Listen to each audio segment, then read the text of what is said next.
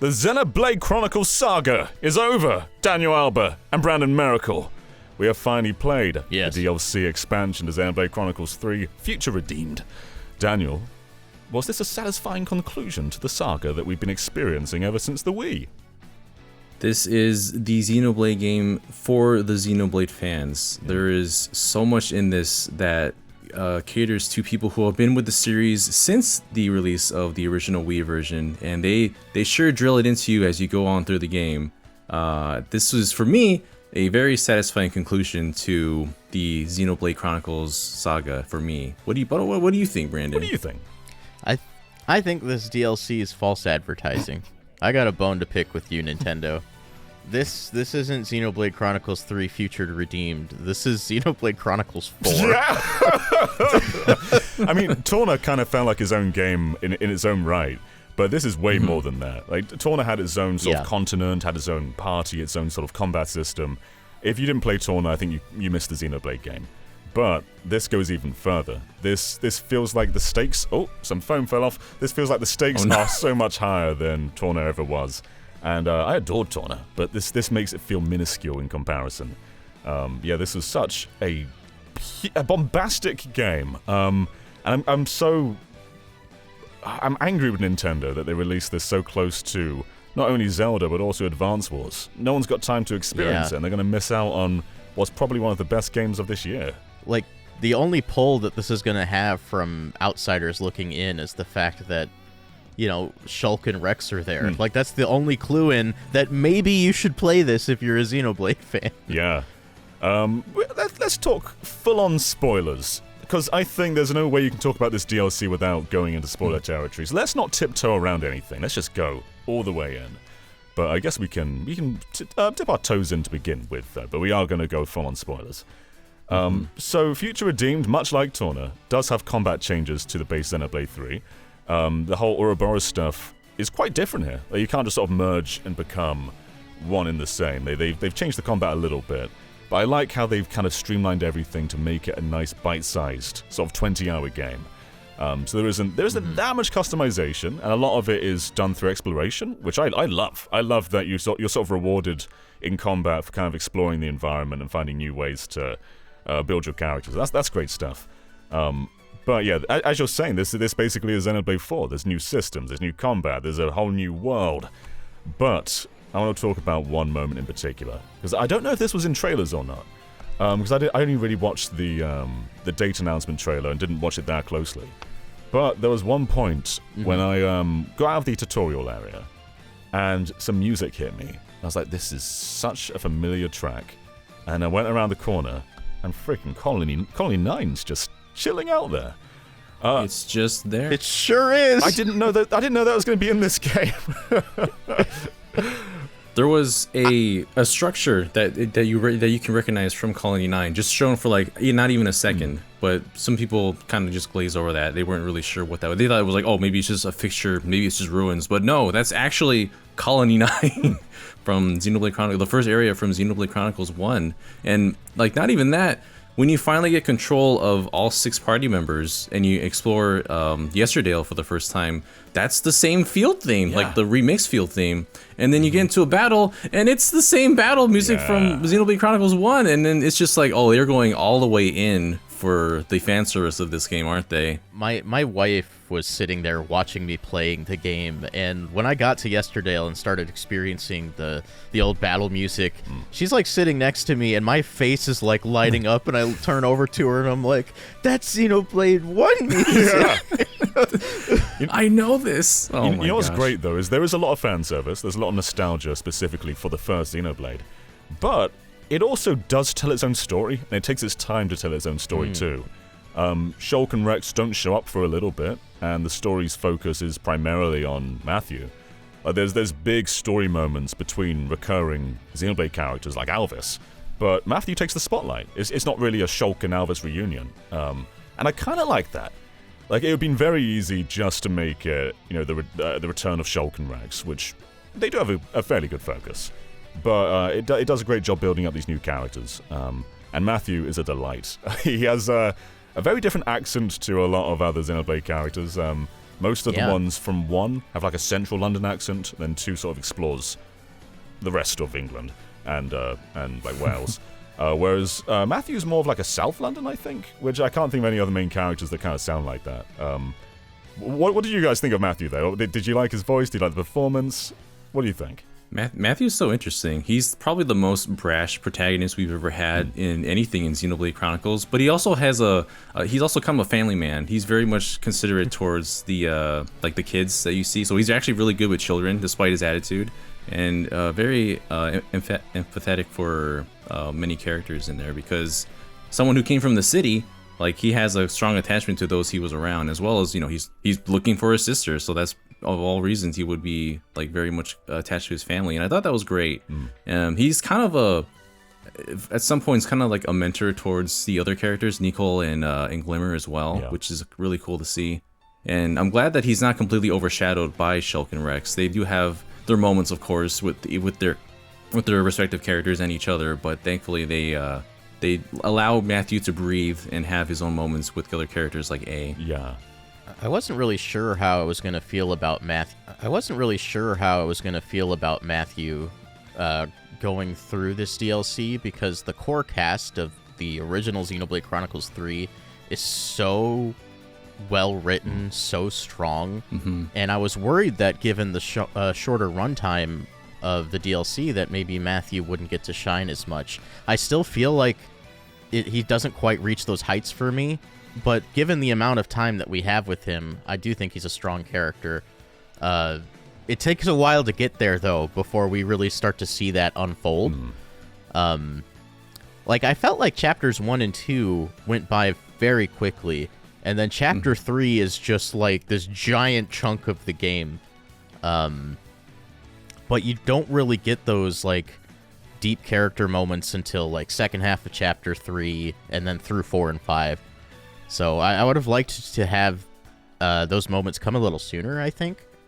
And maybe just spend even more time with him, like, you know, as a kid. Because we really only see him in his adulthood. Yeah. In a very small, fixed period of time. So I want to know more about him. So, like, I find him interesting enough that I wish there was more to chew on. Yeah. I was satisfied with Matthew. I liked A a lot, too. But I feel like Glimmer and Nicole kind of had less time to really develop. With Torna, a lot of that cast was already from the main game. It was mostly just Laura who was like the protagonist they were building up. But they already had the base game to sort of build up and develop those characters. Whereas the 2 kids in this game, they don't have that much screen time, and also I'm not entirely sure I was satisfied with their origins. Like, because it's clear that these are the kids of Shulk and Rex. But they never really explore that much. Like, you get some like daddy time with Rex a little bit, and there's some bonding between, you know, Shulk definitely bonds with him over like mechanics and everything, but they never like explicitly say, "I'm your daddy." And I kind of I wanted that too, and I remember, like, right after finishing the DLC, I immediately messaged you because I had so many questions. Like, we don't know how the 2 kids ended up in the situation they're in to begin with, because it's not entirely clear to me why Shulk and Rex are free of the time clocks, but their children aren't. Like, how did we get here? I wasn't sure if Daniel was just gonna like, "You guys are idiots, here's how." But do you have any idea? I hope. I want to know. No, I'm not any more clear with this than you guys are. Like, I thought we would be getting a little bit more of those answers, but they kind of tiptoe around that the entire way. Like, there's some things that they don't talk about previous characters' names as if it's NDA or something. Like, they don't specifically say Pyra, Mithra. They say Rex says Numa at certain points. Yeah. Numa, Logos, Ontos. Like, they go all in with all the terminology is crazy. Like, you have to know certain things, especially in that one part of chapter 3 where they really just show you actual cutscenes from Xenoblade 1 and 2 to try and tie everything up. But Nicole and Glimmer kind of get lost in that, and they do seem like the weakest part of this party, honestly, despite the fact of how important they are to Shulk and Rex. So yeah, I would like to learn more about old party members. Like, we go to Dunban's house at one point, and there's an optional scene where Shulk sort of reflects on him, and you can see that Shulk's he's been so inspired by Dunban. Like, not only has he lost his arm, which I'm sure wasn't a conscious decision, but he's got the cape, he's got the long hair, he's mirroring the design, yeah. But all we really learn is that in that reflection is that he admired Dunban. We don't know what happened to him. We don't know what happened to any of the past characters.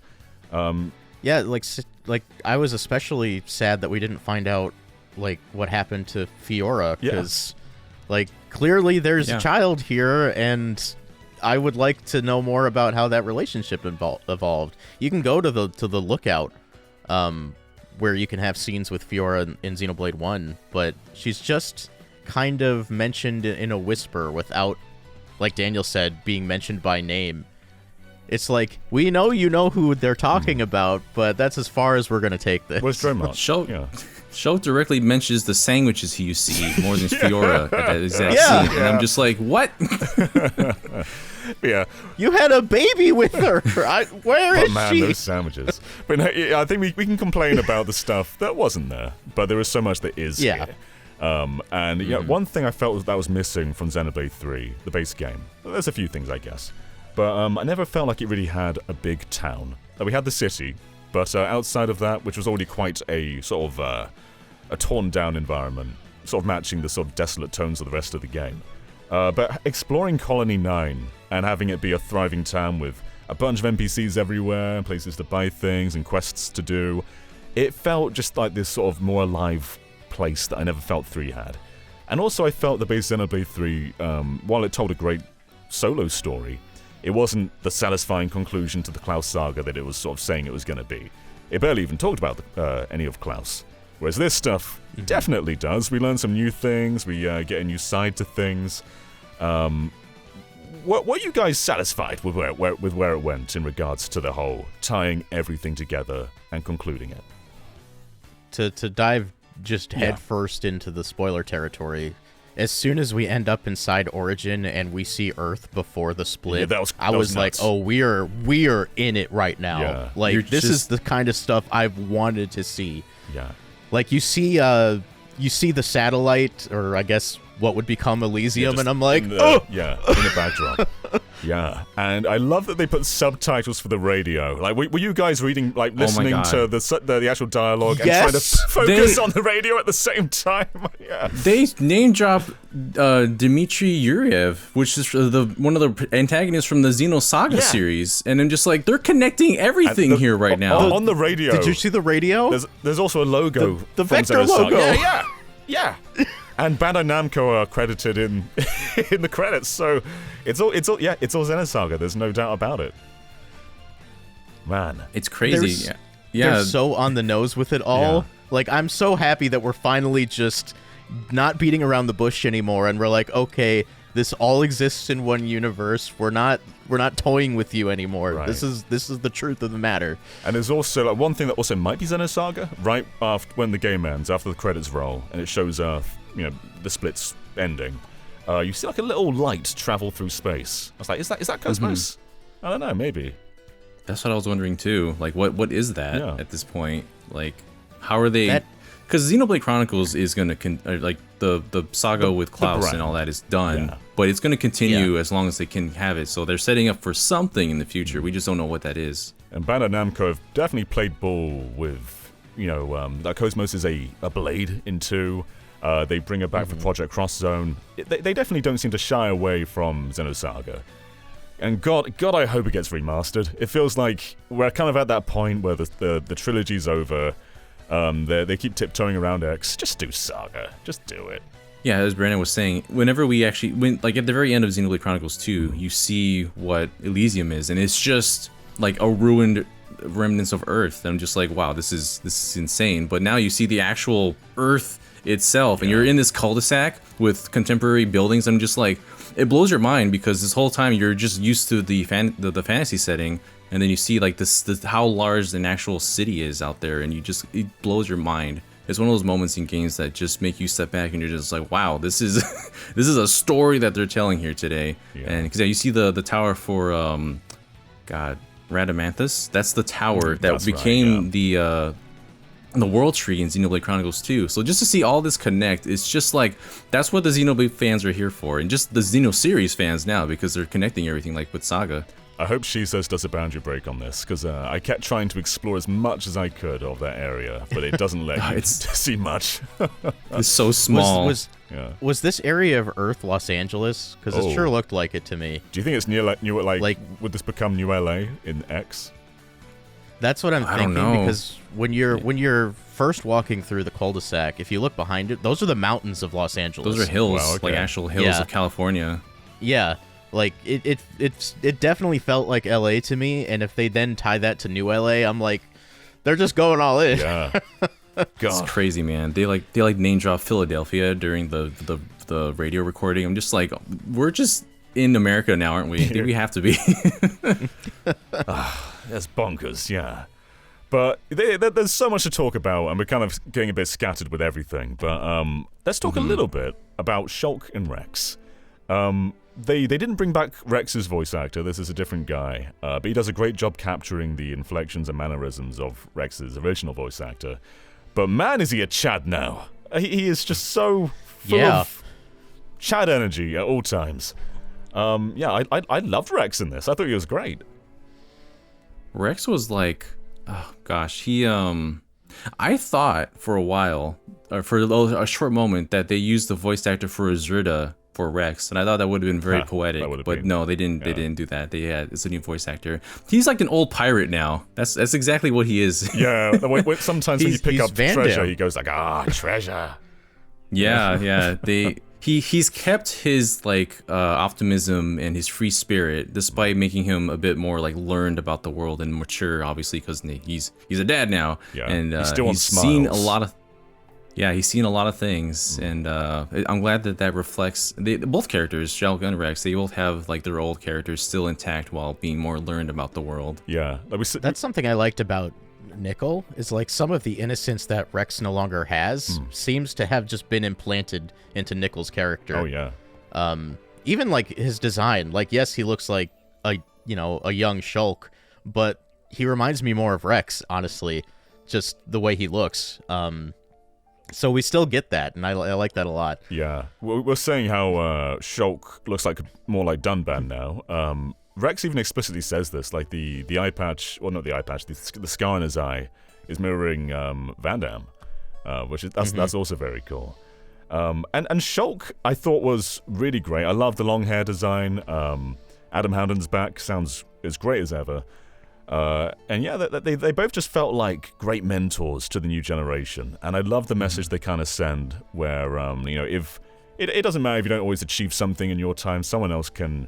Your legacy will pick up and keep moving on, and it was a great way to sort of talk about the future of the franchise. They've done what they have, and generations on they'll just keep doing their thing. I thought that was great. To talk about the ending a little bit too, just to kind of get that send off for those characters as well. It really cemented that this is the end of the Xenoblade era of the saga. It's not entirely clear to me if, the future will take place in the new unified world that we see at the end of the credits, but it's nice to get some closure. Yeah. Even if we don't get closure for everyone, we get closure for the protagonists at the very least. Mm-hmm. There's still questions. Yeah, we still have a bunch of questions for how everything kind of played out for everyone, but yeah, in general, it's a satisfying conclusion. And they do a great little montage of the entire series in the credits, showing scenes from every single game in there. And we talked about this a bit earlier, but I love how they just sort of name drop core elements like the names of the core crystals and everything like that. There's just a great conversation at one point with Shulk and Rex, where they all just talk about them without umming and ahhing around the terminology. They just go full in. It's like, okay, we'll talk about our lore in the corner while the new characters aren't listening. I love that bit there. Let's talk about A as well, though. A is a split of Alvis, and I thought A was a brilliant character. Great design. I loved her. One of my favorites of the cast. Yeah. I like the whole concept of Antos was sent back to the core crystal and reborn as Alpha, so he doesn't have those memories. But the portion of those memories that of traveling with Shulk and his party still are there, and then split out as A. So like we still get Alvis, but as a different interpretation. Yeah. And I thought that was really cool. And Matthew just doesn't ask about any of this. He's so dense. The background of this is they've been traveling together for a while, and he just never stopped to ask, like, who are you, A? Why do you only have one letter for a name? Just never, it was never a thing. Matthew's just here to punch things, Yeah. and he's full of beans. So that's just what this whole game's about. Yeah. But yeah, I thought A was great too. Like they have a unique mechanic in battle too with vision, and they wield the Monado. Their name is A. They didn't tiptoe around anything, even with that alone. It's just all up in front, and yeah, I think they did a really good job with that character as well. Yeah. There's less explicit references to Xenogears, but Matthew mirrors the protagonist so much. The design, He's the combat. Faye. Yeah, he is. He looks just like him. And there's moves that are direct references to the moves that Faye does. Like, there's one where you just sort of do like almost like a Hadouken kind of power. It's the exact same. The blast. Yeah, the blast. There's no game. It is the exact same. He is the same guy. I love After finishing Future Redeemed, I decided yesterday that I was going to start playing Xenogears. And as soon as I got in control of Faye, it hit me smack in the face. I was like, holy crap, that's Matthew. Yeah. So I love how in Xenoblade they so Kirby does this thing where if you press the start menu, you can read lore about enemies and such on the pause menu. But in Xenoblade, you can glean a lot of stuff from just the menus themselves, from their fighting moves and such. So as you were saying, yeah, there's a lot of moves in there that relate back to Faye as well, and then other characters too. I mean, of course, there's like references to other moves that characters had, like Shulk and Rex. But then you have characters like Glimmer, whose special is Elysian. It was Elysian something, but it says Elysia in her special. So like, there's a lot of references to moves in this game itself that like call back to other things. That if you look at them, they make that reference, and I thought that was really cool. Yeah. One downside Torna had was that to sort of drag out the length a little bit, they wouldn't let you continue the next chapter until you've done a bunch of side quests for the community. And here, there is a community system, but it never blocks your progress, which is great. It's just constant, moment to moment, high stakes energy, which is brilliant. And there's also some new stuff the DLC does that isn't in the base game that I love.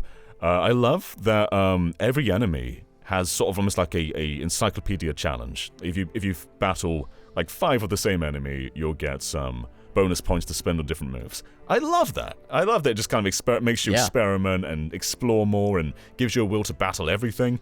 I thought that was great. It's something that I do kind of wish was in the main game. I was a little unsure how I would feel about the whole affinity progress thing, but even like at the very beginning in the woods, like it hooked me immediately. I was like, oh, this is actually a great idea. I want to be here fighting enemies because the reward you get is so tangible. Yeah. Like, you have these charts that you can fill out for skills, and you can do that immediately. Like, I fight 3 of the same enemy, suddenly I have 25 points that I can spend on a skill. I've never 100%ed a Xenoblade game, but this got me immediately. I was like, oh, I'm going to do this. So how long did it take you guys? Because I didn't do many side quests. I've still got more to sort of go back and do. But I clocked in at around 17 hours to finish this. What about you guys? I have one side quest left and like 5% on each community or each affinity goal to go, and I'm at 24 hours. Okay. Oh, really? Yeah, I took maybe about 22 hours or so, because I was actually looking around. I didn't like go as straight, make it such a straight goal to the end. I kind of wandered around a bit per each chapter so I can explore a bit, and especially chapter 3, because that's when it kind of opens up for you. So yeah, but this game really just like, it wants you to do everything, like to explore everywhere, fight everyone, cause mass genocide to the enemies, and just salvage everything that you can, because it rewards you for all of that with talking to the community, and it all leads into inheriting skills or earning skills. You could find items in the field to unlock your arts slots, your gem slots, your accessory slots, which I like how they did that as well. Because that it further encourages you to go around and find everything possible. Yeah. So yeah, I think the system really flows into itself very well, very organically throughout the game. My only real complaint with that whole thing is weirdly enough, like gem slots, like all of the gem slots were like backloaded into like the last chapter and a half. Yeah. I found most of them in the Black Mountains, and I was like, in a few hours, I'm not gonna need this anymore. You waited a little too long, I think. There was only one point where I kind of got stuck. I needed like a black crystal or something to build one of the ether slides. I didn't have one on me, so I had to roam around for like an hour looking for one. And then once I found it and progressed through the game, I found like 5 of them towards the end. It's like, where were these earlier? But yeah, I love that a lot more though than what Xenoblade 2 did, where you need like field skills to do certain things. Just having a material, that's way better. Xenoblade 2 is the reason I feared it, because I hated that system. Yeah. Like, that's one of the reasons that game doesn't sit well with me. It's just, I didn't want to interact with any of it because they made it so obnoxious. In terms of like the environments themselves, the base Xenoblade 3, it definitely merged areas of 1 and 2, but they felt new. They didn't feel like they were sort of ripped straight from those games. This is a bit of a different story though. This is basically ripping stuff from 1. It restructures a bunch of it, but it's basically Colony 9. You've got the bridge where Juju's buggy crashes. You've got a bit of guard planes. Like there's definitely lots of different things in there, and it leans on Xenoblade 1 far more than 2. But there's definitely still fan service for 2, and sometimes they even reference exactly what things are. Like at one point, Rex tells you exactly where these stairs come from, and things like that. But it is such a nostalgic return to 1, though. The music, the battle themes, the environments. It's just great exploring this stuff again.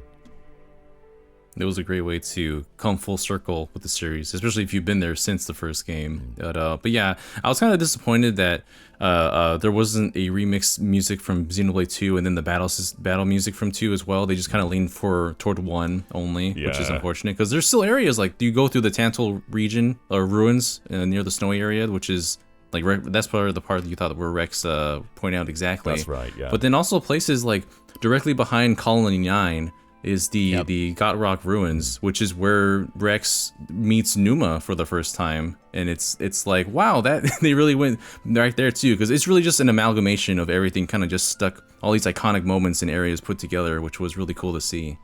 Yeah, absolutely. But yeah, this was just like a really, really great experience. It's one of those games that's just so easy to recommend. Like if you've played 3, then you've got to play this. If you've played any game in the series, you've got to play this. And I hope they get a standalone physical like Torna did. It deserves one. I wouldn't say, though, that you should... like. I guess in some aspects you can play this without playing 3, but I think you'll question a lot about who N is, though, because that stuff wouldn't be clear without it. And there's also a bunch of family tree stuff with Noah that wouldn't make much sense, but generally I think it kind of works standalone, though, apart from all that stuff. Does, though I do like the way it weaves that stuff in, and being an actual part of the story, I thought was a great choice. Like, we get to see a little bit more about his character, like, despite how much he's grieving and everything, like, he's still willing to fight for the fate of the people at the end. Yeah. It's not a full-on prequel. Like, Xenoblade 3 tells stuff that happens before this game. So working out the timeline can sometimes be a little confusing. The family tree can be a bit confusing. So we've got Matthew, we've got his granddad, who is the son that N had, who we didn't... That was never elaborated on in the main story. He's grown out to be the granddad. Yep. Who, do we find out the father of... Matthew's parents are dead. That's right. They're just gone. Yeah. They're not a part of this. Yeah. So we don't ever learn who they are. Okay. But we at least learned Matthew, the boy's name. We learned what his name was. Yes. Matthew's granddad. And they drop it when you do that battle, which if you didn't see it in the very top, you'd miss it until much later. But that's Gondor. Yeah. That's where Gondor's names come from. I'm just like, oh, okay. And so, which means, as you find at the end, I guess it was already known. Yeah. Matthew is a Van Damme as well, which means Noah himself is a Van Damme. Yeah, I didn't actually know. It's just his family. I didn't know that until the name drop at the end. I was like, oh, that makes sense. That means Guernica at the beginning of 3 is a direct descendant of Matthew. Right. Yeah. Who then gives the Ouroboros power to our main cast. So the way it all ties together from a family perspective is really neat. Yeah. Yeah. When seeing those statues in the base game, I kind of knew what the DLC was going to be, but I didn't quite know who the characters were. Though I definitely misjudged who some of the characters were. Like I thought Nicole was Shulk when looking at it. I thought I recognized Rex, but there were certain characters that I thought who would be other ones. I thought Dunban was Shulk in that statue, and that's not the case. And it's really cool just to sort of see more of the cast. Although, Brandon, you're telling me that there was another founder who does not have a statue. Who do we think that founder is? I didn't know until I started talking to you, and then it was obvious. It's Riku. Yeah. Riku is the 7th founder of the city. And it makes more sense, too, because if you go and look at the statues, the statue is replaced by the Ouroboros stone, which we learn at the end Riku has been working on to make it more powerful. So it's fitting for me that Riku just continues to stay in the background and be mysterious for some reason. There was so much suspicion around Riku. Everyone thought he was going to be like the final boss or god or something. I thought he was Albus for a long time. He's just kind of, as he says, he's just a common Nopon. He's just we Ricky's learn who son. he is, though. Yeah, he's Ricky's son. Ricky's son, and we learned who his master pawn was from before, and it was Melia. Yeah. And it's like, yeah, because they mentioned how Melia and Datapon traveled together way back then, and you're like, oh, okay, of course. And it's obvious in hindsight, given the name itself, Ricky but Riku. Yeah. Yeah. Is it explained how he lives for like 1,000 years? Is that ever touched upon? That's just a Nopon This is trait. Nopon. Can they all live for 1,000 years? They're like Nopon. the High Entia. They just live a long time. right. They live for very long. Okay. And then I think there is a in-universe explanation that some folks do not get flame clocked, and I guess the entirety of Nopons just are immune to that whole thing. I guess that makes sense. Yeah. That might also explain Shulk and Rex. It's not very clear. But there's an additional scene you get with Riku if you go back to the workshop after you go to Prison Island for the first time. You can go back to the workshop, and there's an interactable there for Lucky 7, and he explains to you how he made it, what he's planning to do with it. And I thought that was really cool, because like there was also this mystery shrouding Lucky 7 itself. It's just a sword that he made. That's all it is. I think it's implied that this sword, because it's made from shards of origin, the reason it's called Lucky 7 is that it houses the soul or the memories and the thoughts of the original party from Xenoblade Chronicles 1, those 7. Yeah. And then when you combine that with the fact that Matthew has Numa's crystal in the gauntlet, that's housing like the team from Xenoblade Chronicles 2. So throughout Xenoblade Chronicles 3, Noah uses Lucky 7 and the Knuckles. So he's like has the entire party in spirit with him throughout that entire journey. Was it clear how that crystal got there? That's another question I had. I'm not sure. Why is it there? Yeah.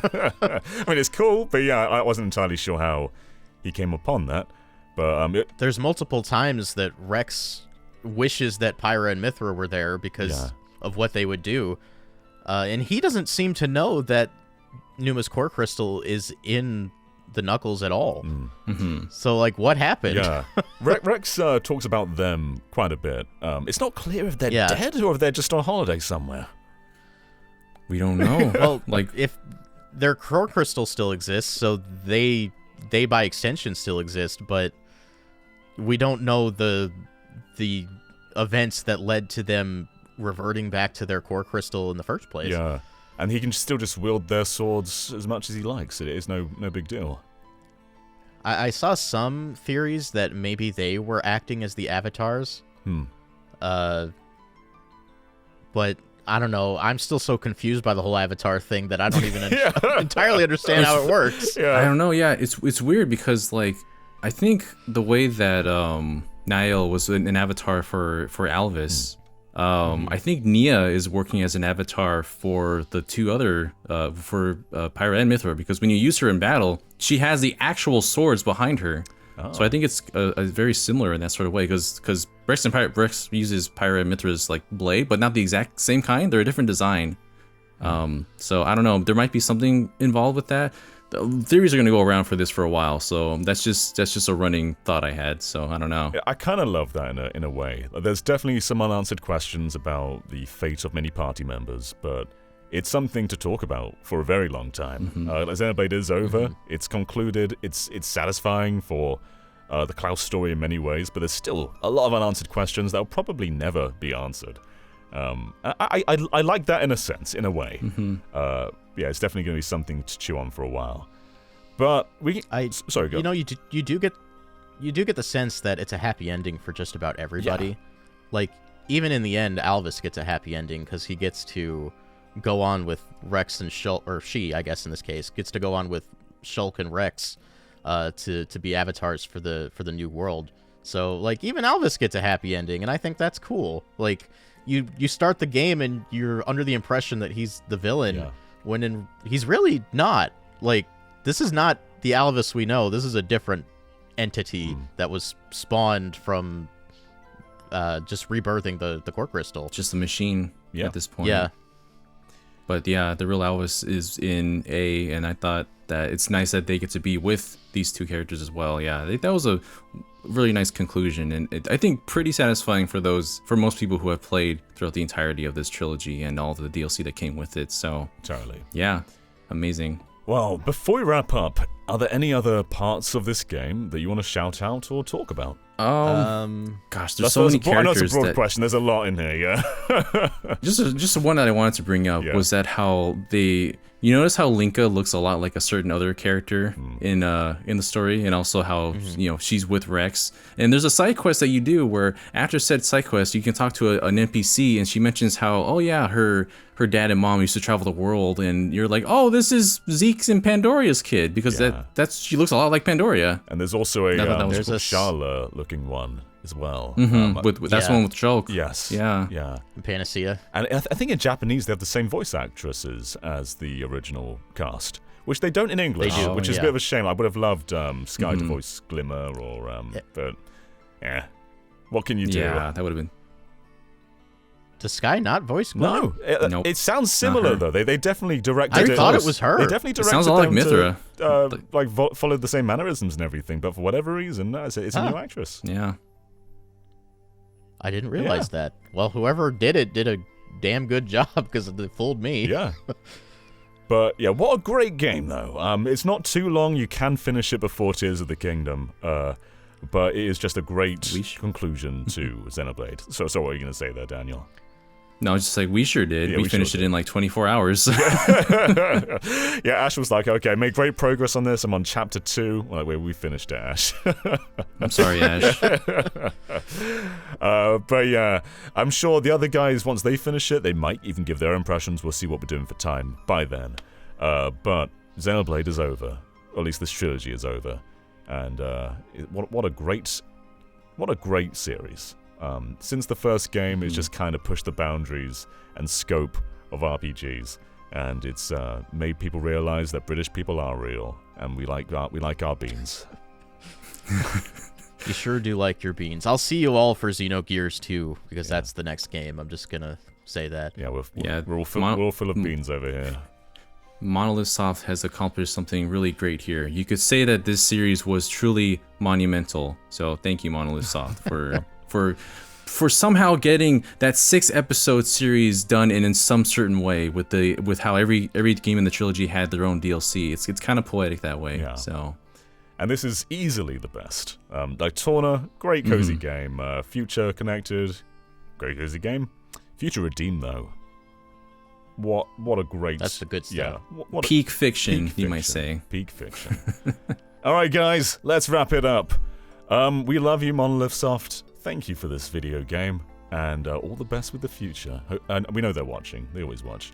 But yeah, we'll catch you all next time, and kisses all around. Mwah. Bye, everybody. All right. Bye. Till we meet again.